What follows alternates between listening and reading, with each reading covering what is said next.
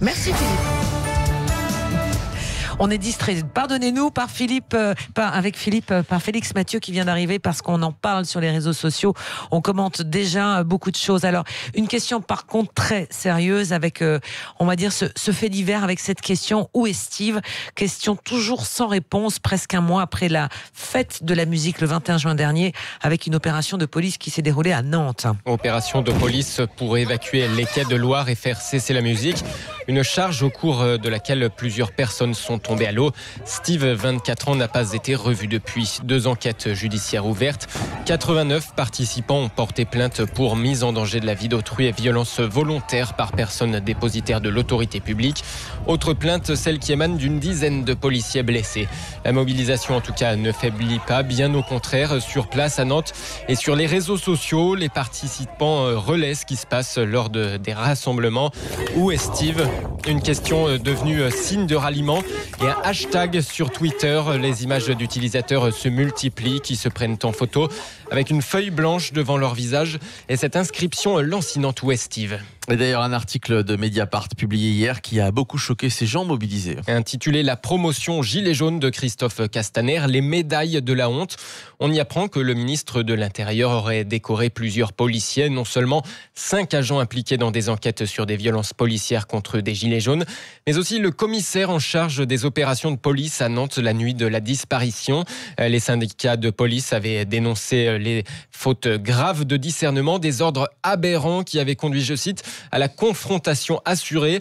Eh bien, ce commissaire viendrait de recevoir la médaille de la sécurité intérieure. Sur Twitter, Ben s'insurge: acceptez cette médaille en signe de notre gratitude et de votre engagement au service du roi. Merci pour Geneviève, merci pour Steve, merci pour Zineb. Continuez à bousculer, à tabasser, à gazer, à mutiler, à éborgner.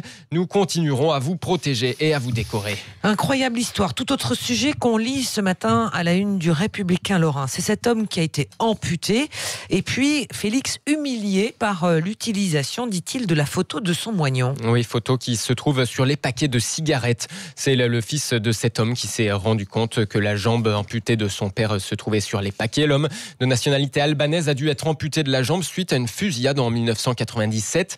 Une image utilisée avec cette légende: fumez bouche vos artères. Rien à voir en plus donc avec les circonstances dans lesquelles cet habitant de Metz a perdu sa jambe.